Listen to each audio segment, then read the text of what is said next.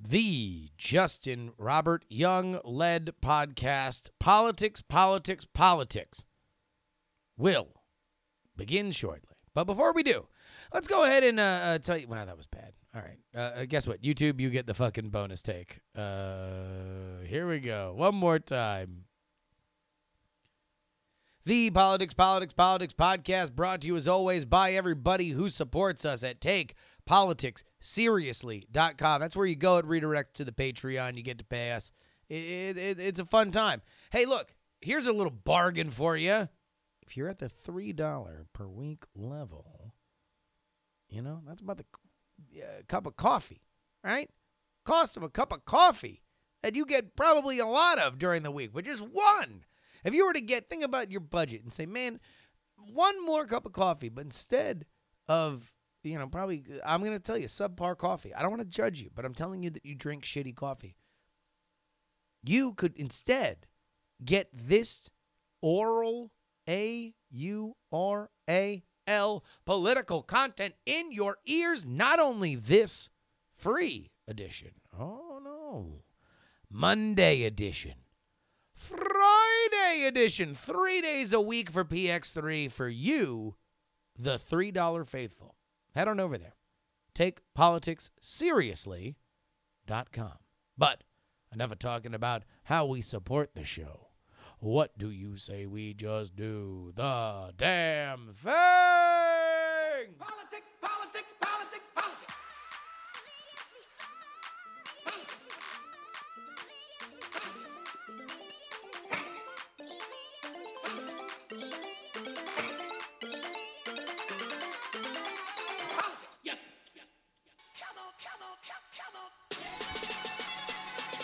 Uh.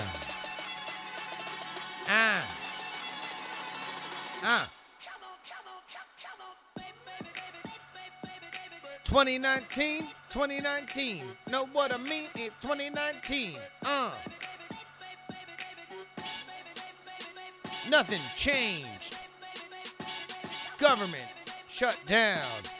Everybody's going all over town.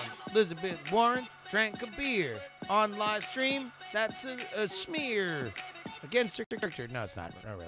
All right, everybody, freestyling, huh? This is your old pal, Justin Robert Young. This is the Politics program. We have all the political news that is fit to discuss. Like we talked about, Elizabeth Warren officially announcing her exploration committee. We have North Korea possibly getting impatient, a shutdown update, and a very spirited Twitter edition of But Your Emails. I don't even know what to call it, because normally it's emails. Normally people email us at theyoungamerican@gmail.com. But instead, I guess everybody got all fat and lazy over the holidays. Nobody emailed me. So I went to Twitter. Man, we got some great ones. I may have to change it. But your tweets.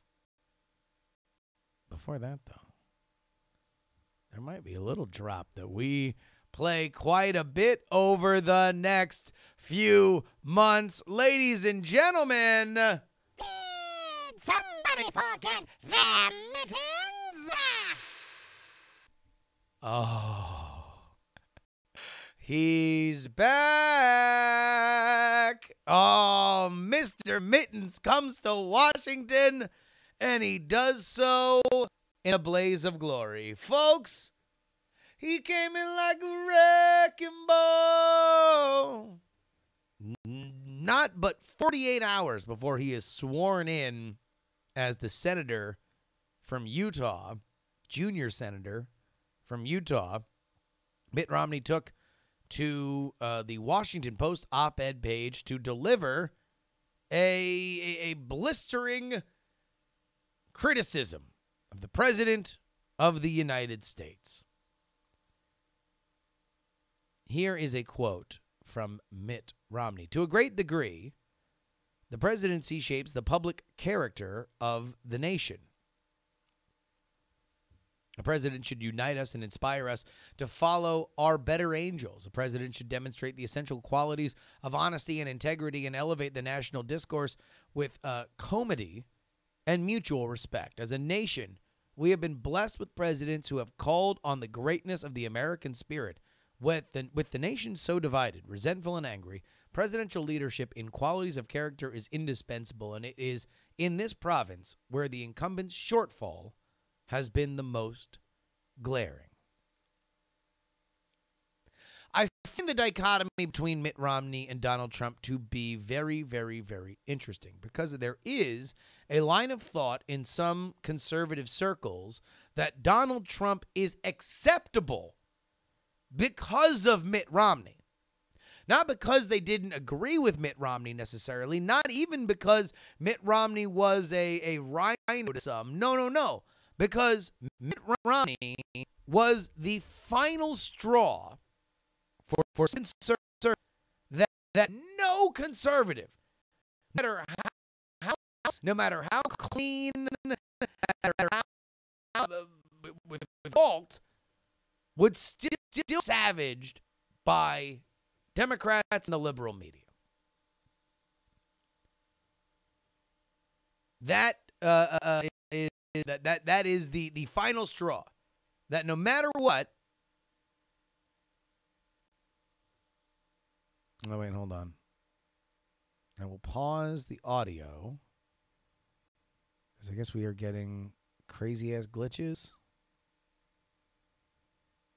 Let me take a look at my stream health. If you're watching on YouTube, guess what? This is my new policy. I will just let YouTube run. Oh. Yeah, it says my stream health is excellent. Huh. Well, that's weird. That would have to be a Twitch thing. Because coming out of my computer, it says it looks good. Oh,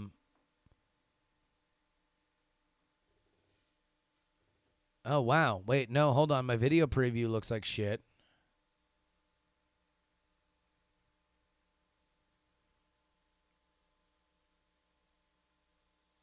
Let me run a speed test here. The scroll banner sometimes does get jerky.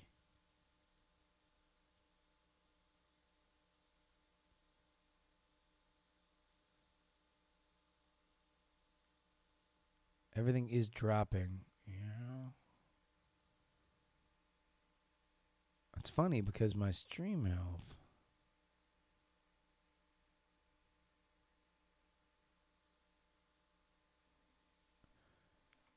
It does look like my CPU is redlining though, so let me see if I can shut some stuff off here. Let me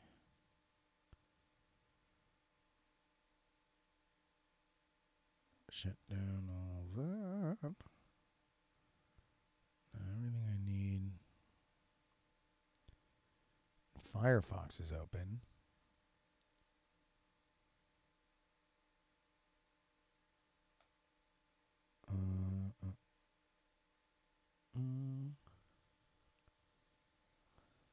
Stream can't handle the news bombs, dog. Man, it's always when I'm like recording that this shit happens. So I can actually close all this.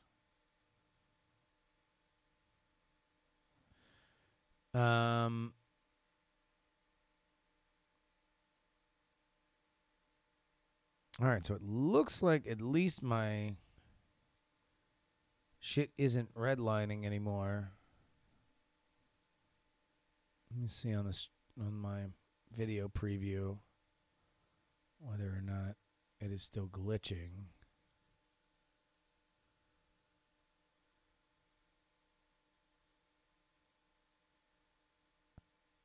Must have been the ad that wasn't.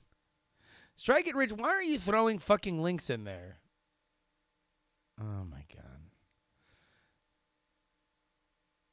All right. Thank you, Strike It Rich. Okay. Well,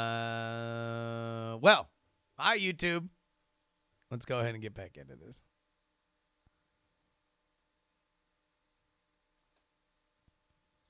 No matter how nice, no matter how clean, how shit, would still be savaged by Democrats and the liberals.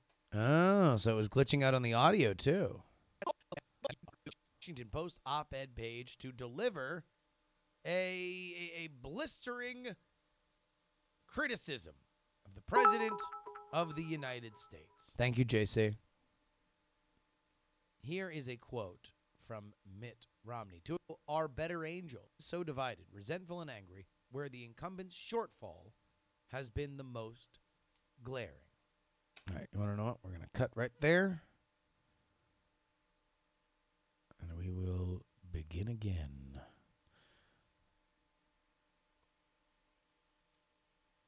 Sorry about that, guys. Here we go. I find the dichotomy between Donald Trump and Mitt Romney to be a fascinating one because there is a line of thought in some conservative circles that Trump became necessary because Romney failed. That it was only when Mitt Romney, the most milquetoast, the most moderate, the cleanest, the biggest family man that could ever possibly ran, and was still savaged as a soulless, moralless, Mr. Burns-esque evil figure, that it became now totally clear to a certain element of people that they would never get a fair shake from the media. They would never get a fair shake from Democrats. That if you couldn't run on the ideas against Mitt, then it was never going to be in the cards. It got dirty against Mitt, the Mormon, the literal Mormon. He got smeared. And if that's the case, then exactly what Romney is now complaining about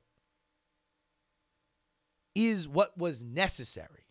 That became what was the logical outgrowth of, if you're never going to give me a fair shake, if you're never going to treat me on a level playing field, then I will just denigrate you. I will call you fake news.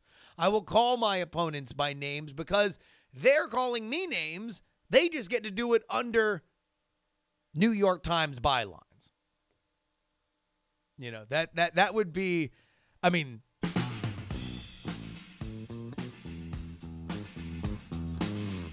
that is this guy's programming for the past 30 years. You can hear it 12 to noon anywhere you'd like. Welcome back. This is me sleepwalking. Folks, I have been asleep for over 7 hours. And it is now that I am doing a show that is so rote, that has been done so many times. I have built a career doing this show. I'm now literally doing it in my sleep. The Democrats with bylines, known as journalists, have had their way one too many times, which is why I embrace that Donald Trump has finally called them for what they are. I'm now dreaming about riding astride a big pink pony. I am grazing a field. I lean the mighty steed down so he might chomp upon a daffodil. And Obama denigrated even Romney, the moderate from Massachusetts. Even he became the arch king, the lich king of all evil. I now gallop through the field. It is there that I see a large castle in which it looks much like my childhood home. And that's why Donald Trump is necessary. Oh, my God. Where am I? Oh, gee, was I doing a show again? Jesus Christ, Snurdly.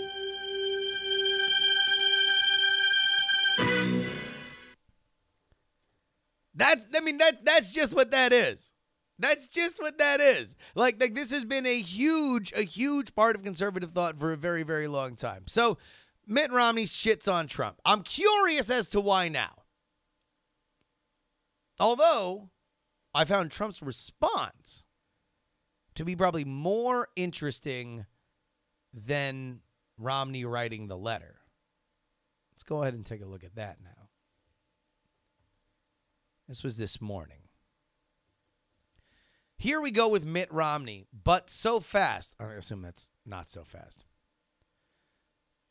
Question will be, is he flake? I hope not. Would much prefer that Mitt focus on border security and so many other things where he can be helpful. I won big and he didn't.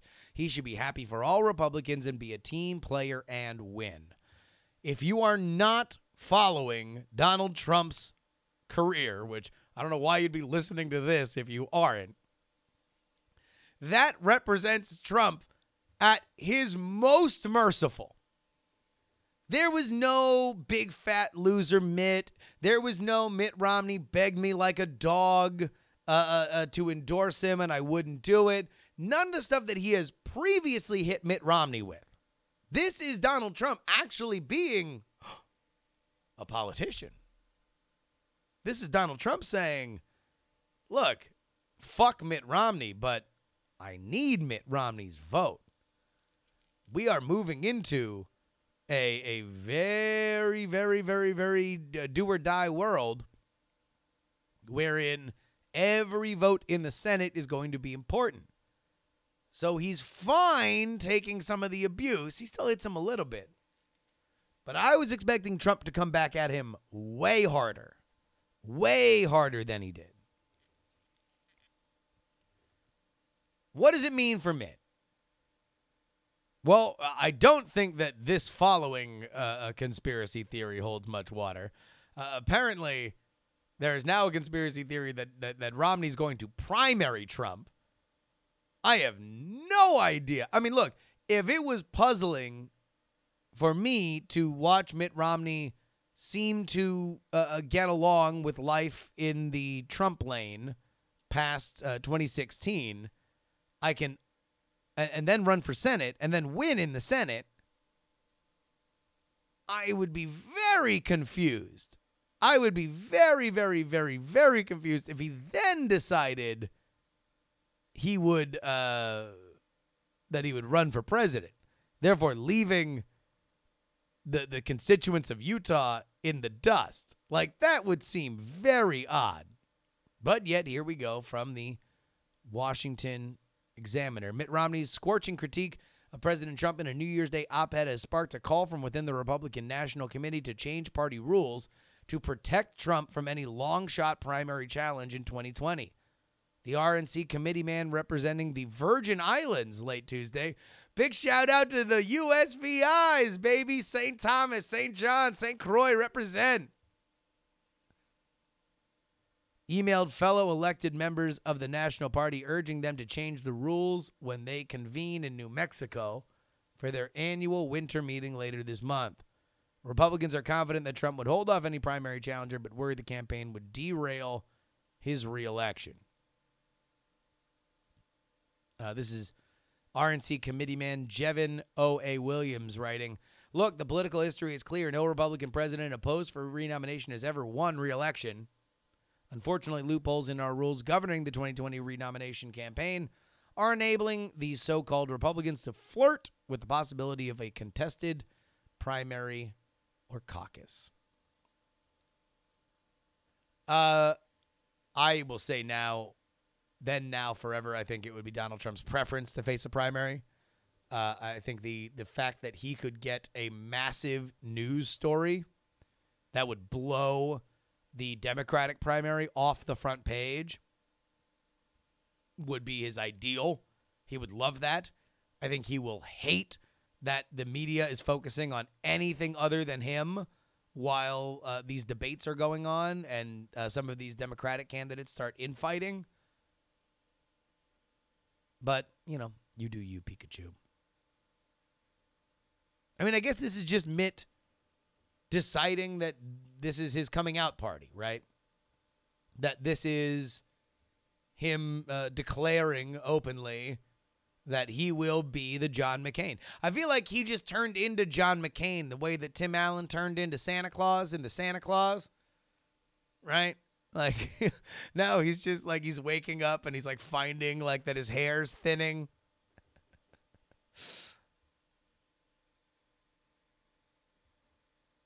All right.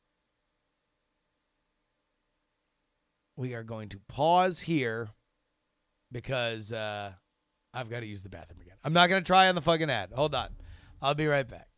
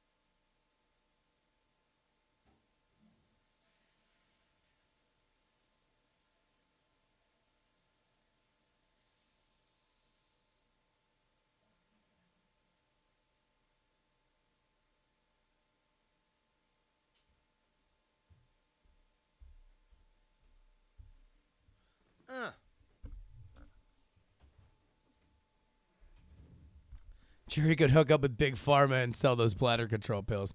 That was actually number 2. Because I think I've been drinking too much coffee. Probably more information than anybody needed to know, but we move on.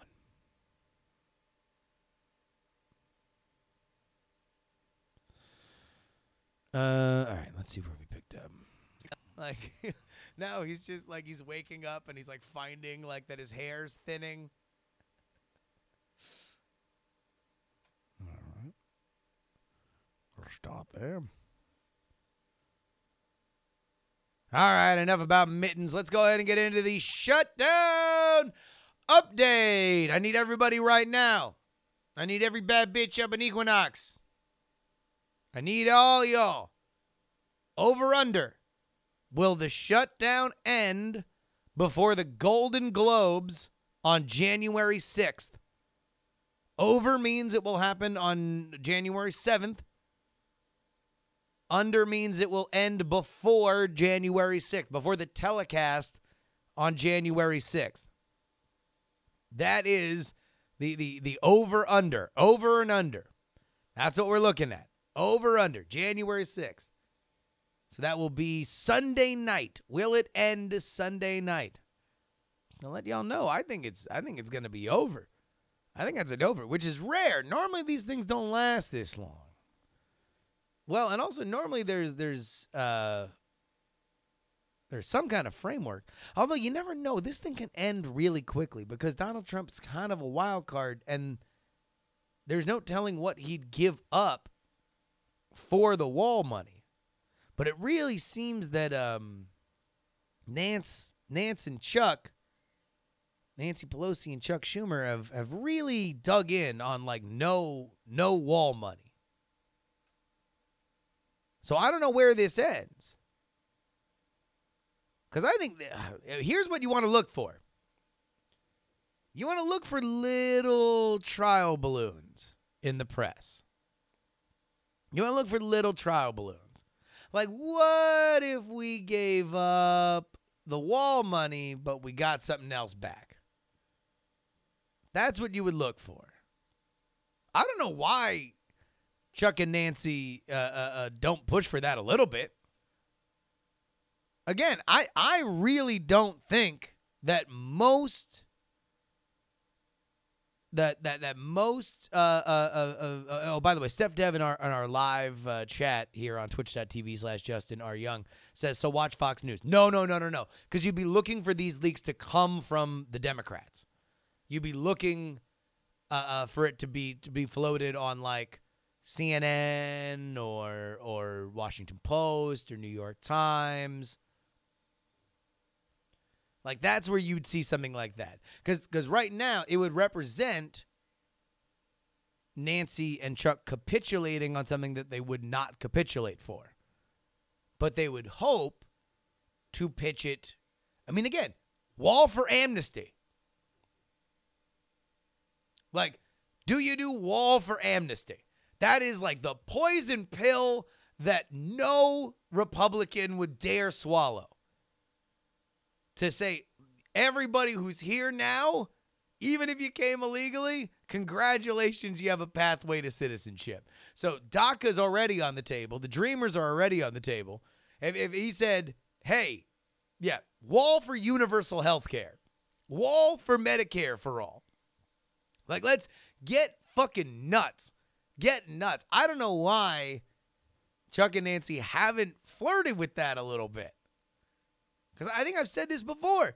I think that Trump would be tempted to swallow that poison pill. He would be tempted to say, I could do it. Nobody else, no other Republican could ever get away with giving away amnesty. But I could do it because I'm Donald Trump. And I could shoot somebody on Fifth Avenue and all my supporters would still be there. That's what I would say if we're getting close to an agreement. That's probably where it would come. That's where I would hope it would come. I mean, unless somebody backs down. But now Trump has no reason to back down. Literally no Trump. No reason at all. Why? Why would he back down? He's either going to be gutless on his side, right? Or he's going to be reviled on the other side. Well, guess what? He's already reviled on the other side, and we're moving into an election cycle. They're going to revile him more. And meanwhile, Nancy's up to her old Nancy tricks. Nancy has included pay-go into the into the House budget, the one that they are trying to push now. This apparently is a bit of a here, you want to know what? We're going to go back and do it again. We're going to go back and do it again. We're going to go back and do it again. Into the House budget, the one that they are trying to push now.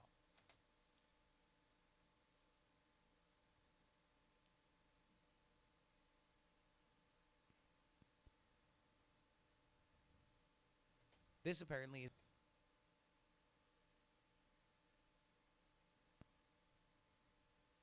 they are trying to push now.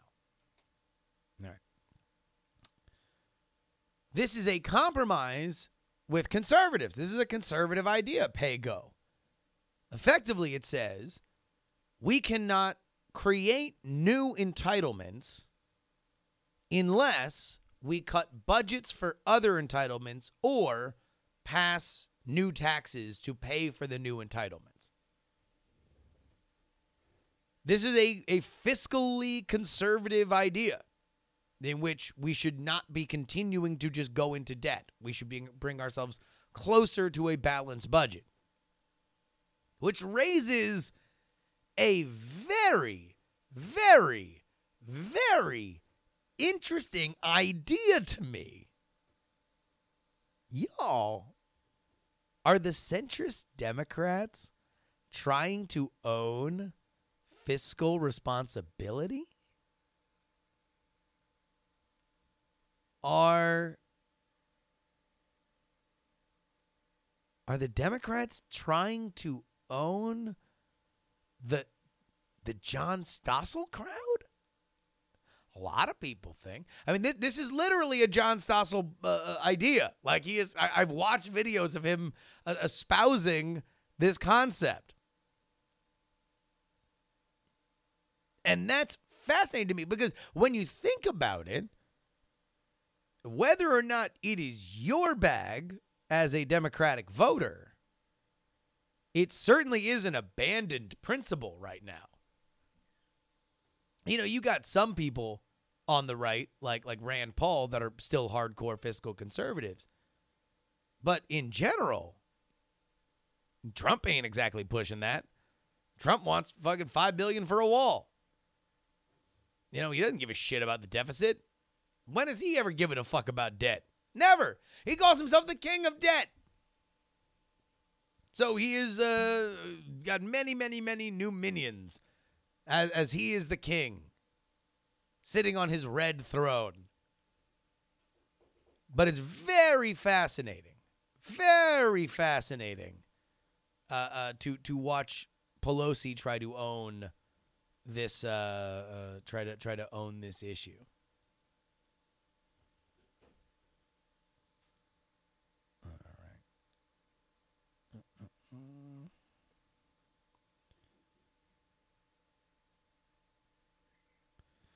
The next thing I had on here is no budge on the wall, but Trump seeks to turn up the heat on making it public. Yeah, we already went through that. All right, let me do this thing about national parks. Oh, by the way, if you're by a national park, it's now a lawless wasteland. It is a lawless wasteland. I want somebody to go there and set up a fake Arby's. Somebody set up a fake Arby's in Yosemite. Nothing. There's no laws now. You can start up your own little casino. It's Deadwood. It's literal Deadwood out there in Yellowstone National Park. There ain't no rangers. People are shitting on the ground. They're throwing trash everywhere. They're hanging Christmas lights on the Joshua trees. It is apparently gone fucking bananas.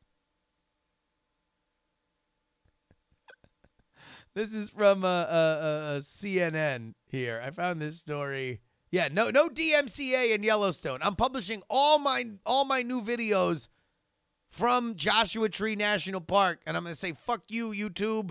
I'm gonna play MC Hammer. Nothing you can do. There's no laws anymore.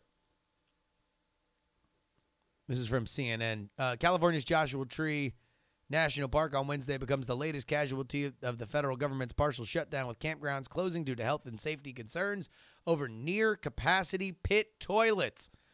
With a quarter of the federal government employees' workforce beginning in 2019 out of work or working without a paycheck, agencies from the National Park Service to the Environmental Protections Agency to the Smithsonian Museums are feeling the pinch.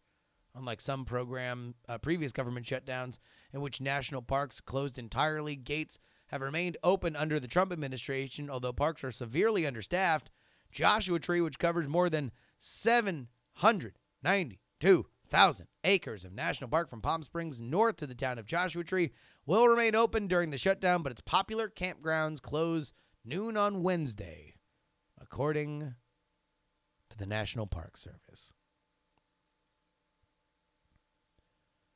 So now's the time. No law at all in the parks. No law at all. If you want a little bit of this podcast in your inbox every weekday, Monday through Friday, go ahead and head on over to the freepoliticalnewsletter.com. Again, freepoliticalnewsletter.com. 5 stories a day, 5 days a week. A lot of gifts, some hot takes. It's a good time. Here's one of the gifts that I love the most. This was created by ICU, and we can get into our next story by playing it. Here we go, folks. Committee for president. Why are you running? Are you doing this for world peace? Are you doing war for the environment. Or for animals. Why are you doing this? I just felt like running. There we go, ladies and gentlemen. That is Elizabeth Warren. She is now, for all intents and purposes, running. I mean, I guess she was running even before their... stop doing that. For all intents and purposes, running. I mean, I guess she was running even before... Ladies and gentlemen, that is Elizabeth Warren.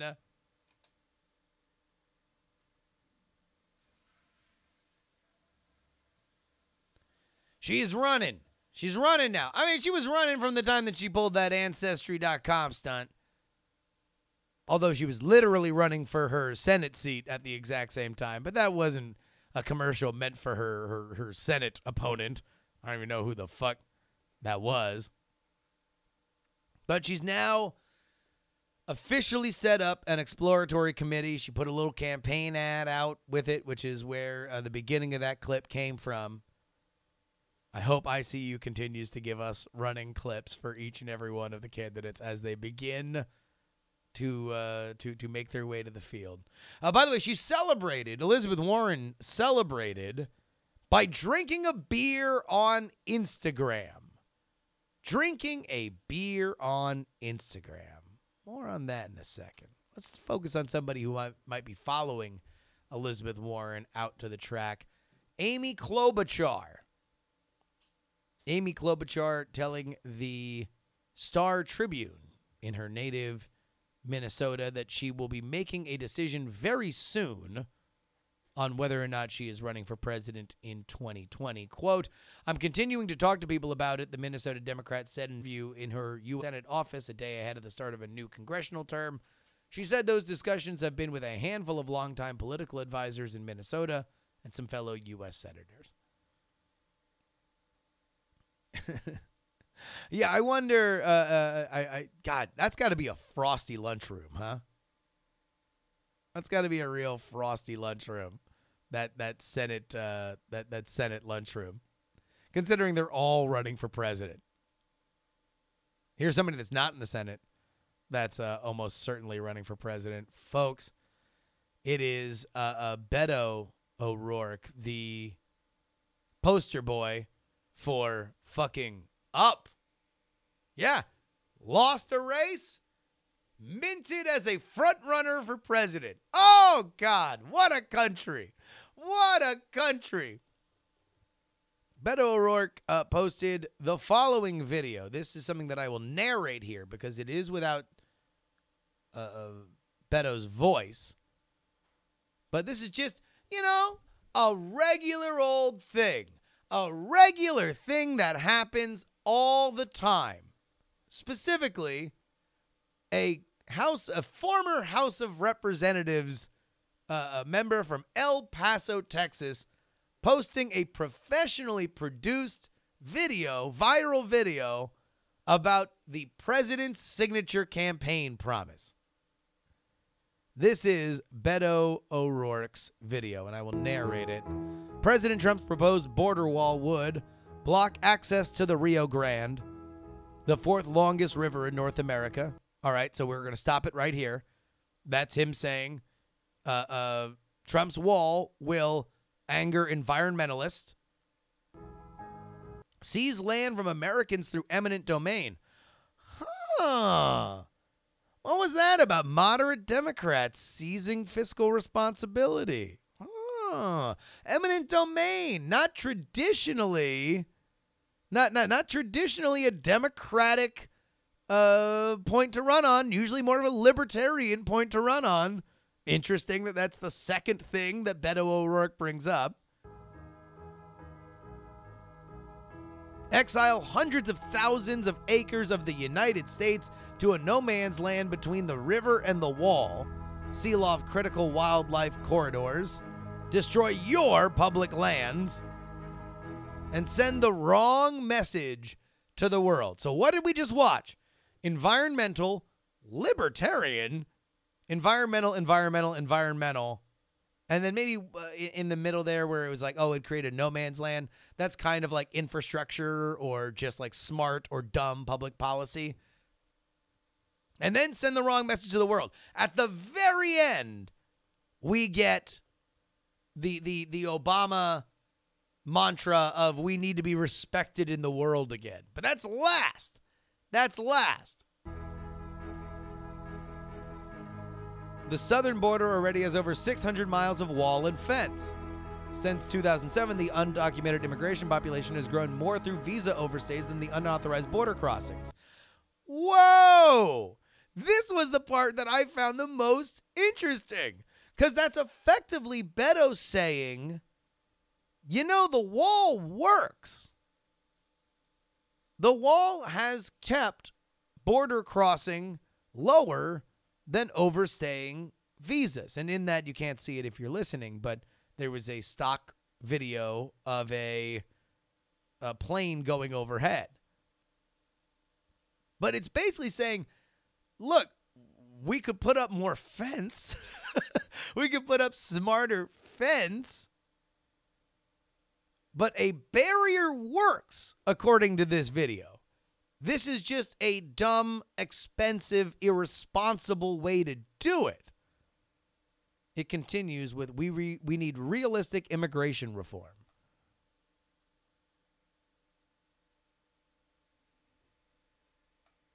Ah, shucks. Now this thing is stopped on us. So we're going to stop the recording. Realistic immigration reform.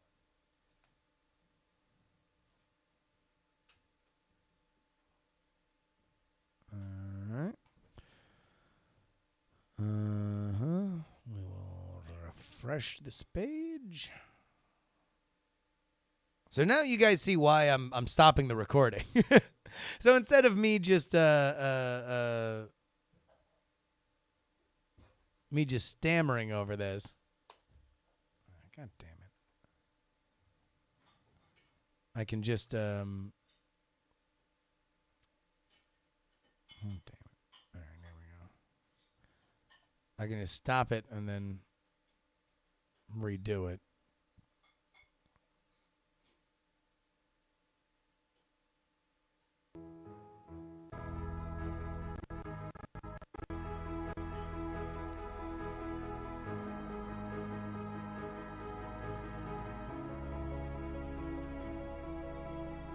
Oh my God, come on!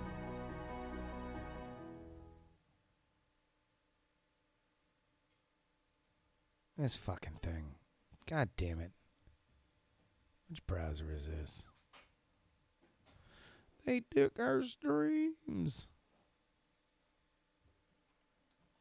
Just let me pause the fucking video.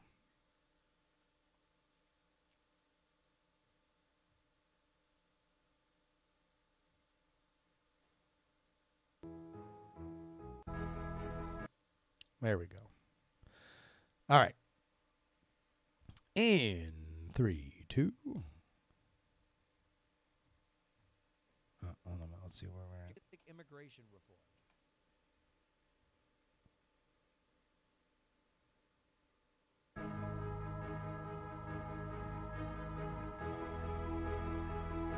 All right, we're coming in.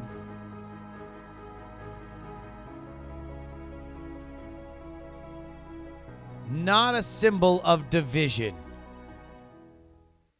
So look how late in that entire message that we have to wait until we get to what is the mainstream way of criticizing the wall. The wall normally, and stop me if I've heard this one, is, or if you heard it, the wall is racist, the wall is expensive, the wall is ineffective. So it hits ineffective, but it doesn't really get to racist. Again, it mentions eminent domain. Eminent domain. When's the last time you heard a Democrat talk about eminent domain? Man. I do want to talk about something because I mentioned earlier that Elizabeth Warren drank a beer on Instagram. This is like a new thing. This is the new thing. that candidates are on live streams. Live streams. Elizabeth Warren was on a live stream. Beto visited, another normal thing for a former House of Representatives representative from El Paso to do. He went to the border and live streamed it. Ocasio-Cortez has made a big deal about it. Here's my question to you guys, and you can answer me at theyoungamerican@gmail.com. Because it's going to happen during this election cycle. I'm telling you. What's the dumbest shit that we're going to see live streamed by a candidate? I want you to get your bets in now. Get your bets in now. We need to know. Because everybody's, oh, God, this is going to be so good. You're going to see all these fucking politicians, and they're going to be so micromanaged within an inch of their life, and they're going to have their entire, the sum of all of their ambitions on the line with every blink of their eyeball, and we're going to put them on live streams. We're going to put them on live streams, and we're going to have random people on Instagram ask them anything they want. Someone's going to get tilted for sure. Torsit in the chat says accidental groping. That'd be a pretty good one. But someone's going to get popped for doing something stupid. Also, I am positive that Elizabeth Warren was deliberately hiding the label on the beer. She went and got a beer spontaneously. Oh, let me just get a beer. I'm going to get me a beer. Went over, got the beer, and I'm almost positive she just goon-handed that beer with the label facing the other way so nobody could see what kind of beer it was.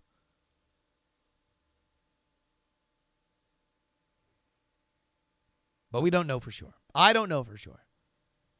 There's one thing that I do know for sure, though. Oh, yes.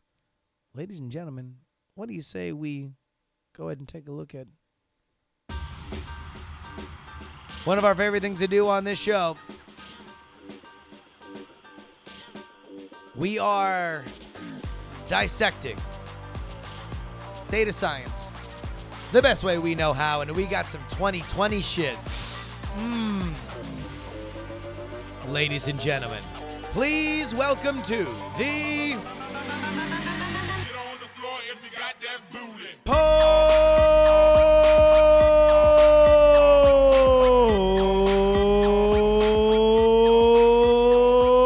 Dance, dance, dance, dance, dance, dance. That booty. This is a Harris X Hill TV poll with a sample of 1,001 likely voters.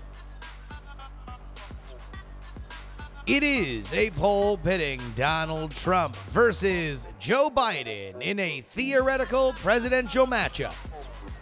Stepping up first to the stage, we have, with 22% of respondents, too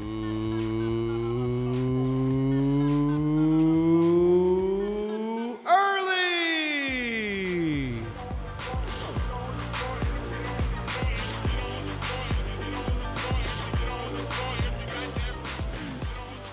Coming up next to the stage, he is your sitting president with 36% of the vote, Donald Trump.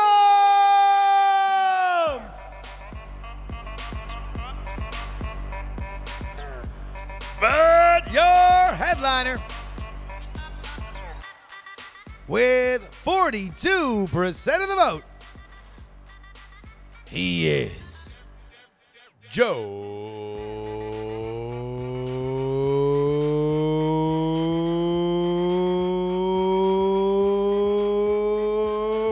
Biden.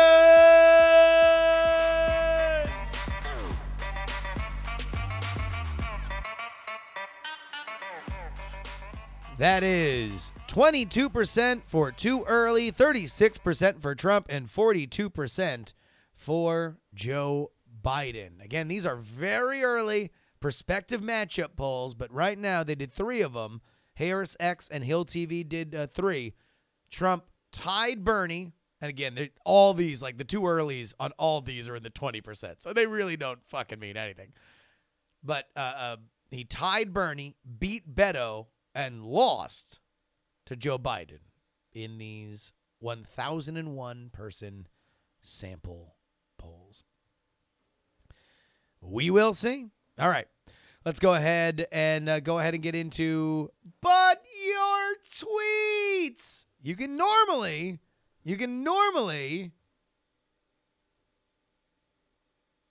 get shit. I got distracted by what the margin of error was.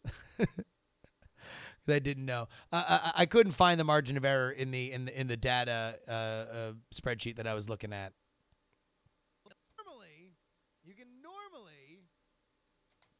But considering 22% of respondents said that they have no idea who they're going to vote for, I don't know if it would have mattered much. All right. In 3, 2, 1. You can email theyoungamerican@gmail.com. But because of the holiday, not a lot of people have emailed. We've had a bunch of weird episodes. So now we got a lot to chew on. A lot of news out there. You can email in theyoungamerican@gmail.com. But I had to go to Twitter today. And I'll tell you what. I need to go to Twitter a little bit more often. We got a shit ton. I'm going to try and blast through them all. Here we go. Ben Makes TV writes, why is politics? Well, because we demand it.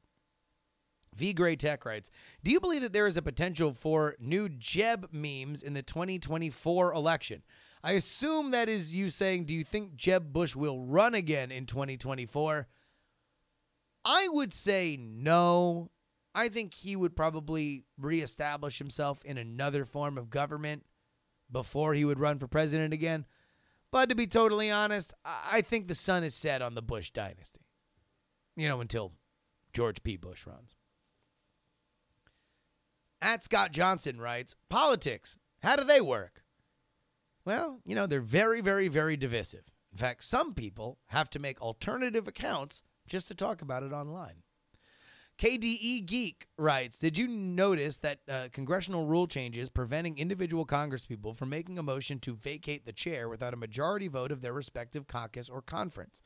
How do you feel that this reflects in Pelosi's sense of security as speaker?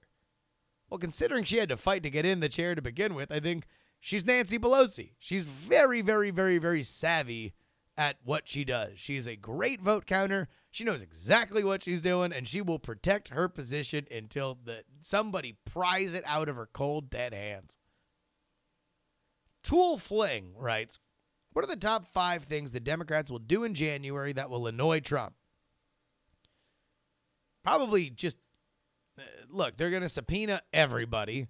They're going to subpoena tax records. They're going to subpoena his penis. They're going to do anything. They're going to do any and everything they can. Effectively, it's just going to be a million different congressional hearings wherein the press will go crazy and that'll be the end of it. It'll just be needling and needling and needling, and there'll be, a lot of Donald Trump talking about Adam Schiff for brains. Prof Pod writes, have there been a Democrat parallel to Flake or McCain or Romney where they talk down to the leader but keep voting with them? This is one of those things that I can never square the circle of where people are coming from with that. Because,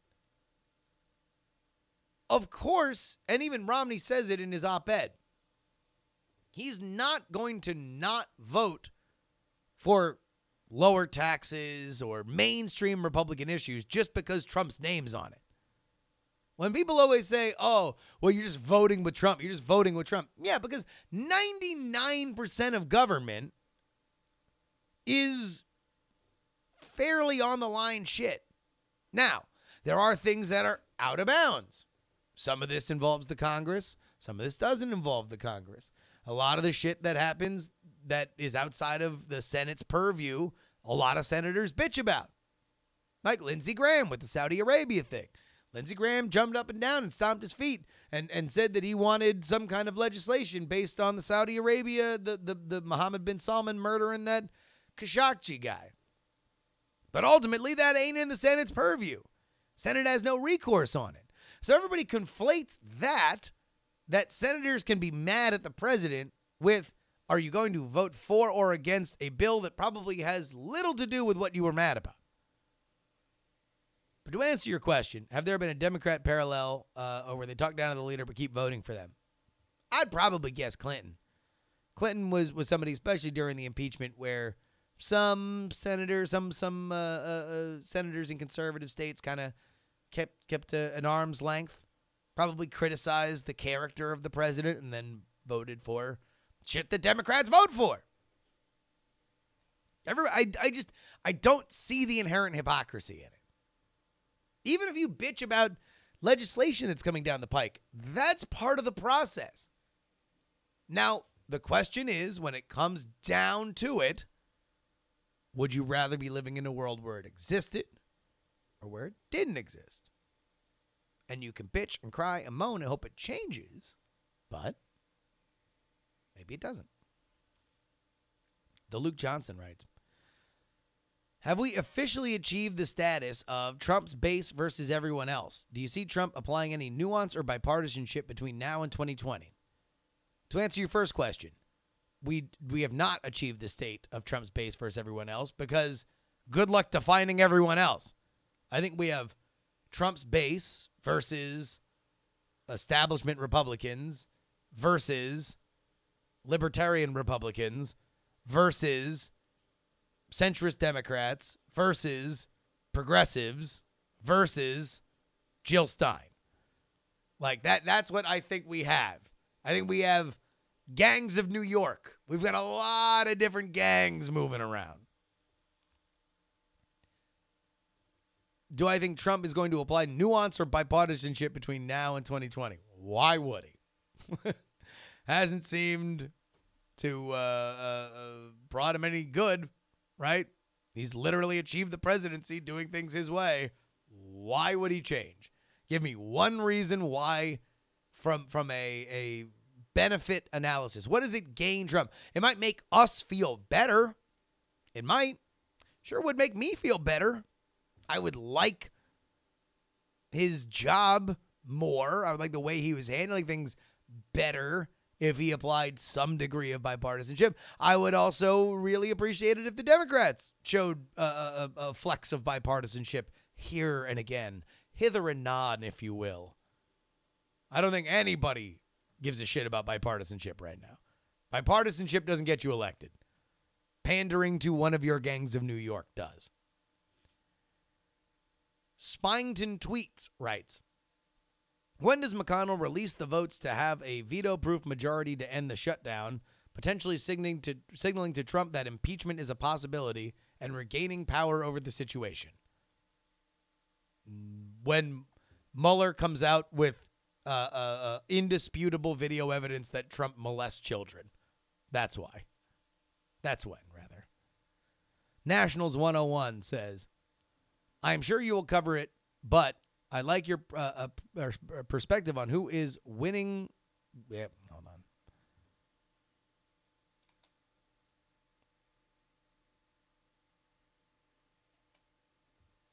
I'm sure you will cover it.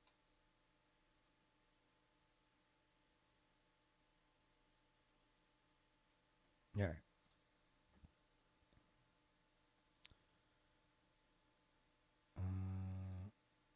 I'm sure you will cover it, writes Nationals 101, but I'd like your perspective on who is wearing the shutdown more and if and how it will end.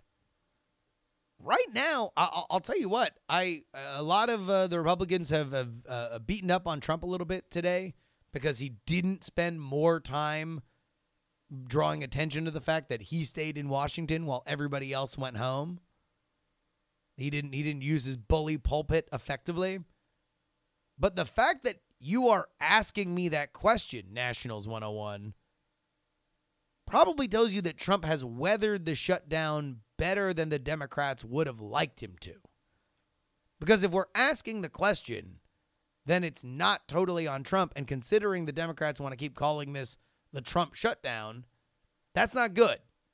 If your question to me was, how much damage is Trump going to suffer from this, then it would be another thing. But I think you kind of answered your own question. Jerry the Forest writes, with the current political strategy of say something outrageous to trigger the other side, how do you balance not feeding their base by responding and speaking up to more egregious statements? Log off Twitter. Corina Neutro. Here, let me go back to Jerry. People have been saying inflammatory shit forever. Like, you didn't listen to Sean Hannity and call in after every person who said something that you found to be inflammatory or gross or racist, and yet it happened all the time. You didn't read the letters to the editor on Soldier of Fortune and then write in before, but on social media, when it's instantaneous, it's very tempting to do. And so we do it. But you'd be surprised at how effective letting sleeping dogs lie would be. Corina Neutro. What do you think of the incoming Representative-elect Ocasio-Cortez making enemies out of the leadership on both sides of the aisle? I think it delights her base, and she will be in Congress until she runs, or she'll be a representative until she runs for senator of New York, and then eventually runs for president. Ocasio-Cortez, the new Bernie.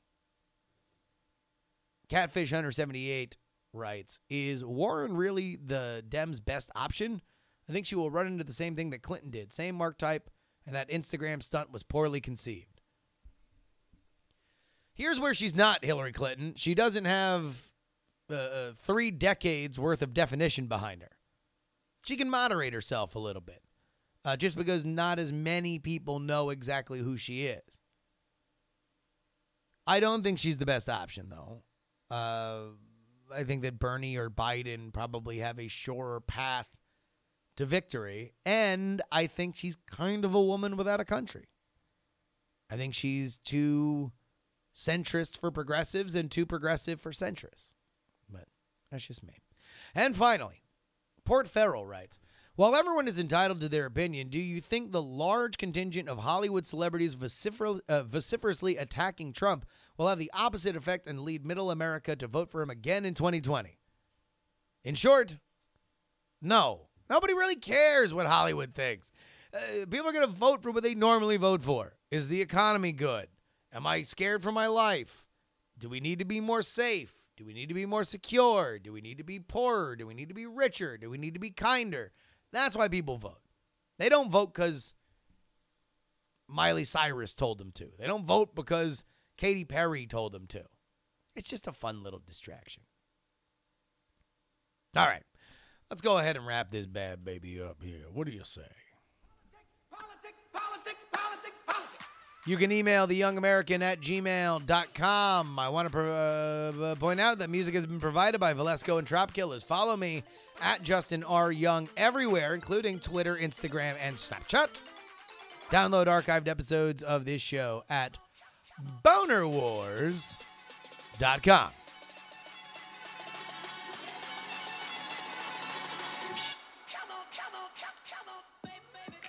Folks, come on over. TakePoliticsSeriously.com. That's the Patreon. Get on the $3 club. Now's the time, man. Get in early in the year. Some good shit on there, I'm telling you. All right. That about wraps it up. Till next time, I want to remind y'all, some folks talk about politics. Some folks talk about politics. And some folks talk about politics, but this is the only show that talks about all three.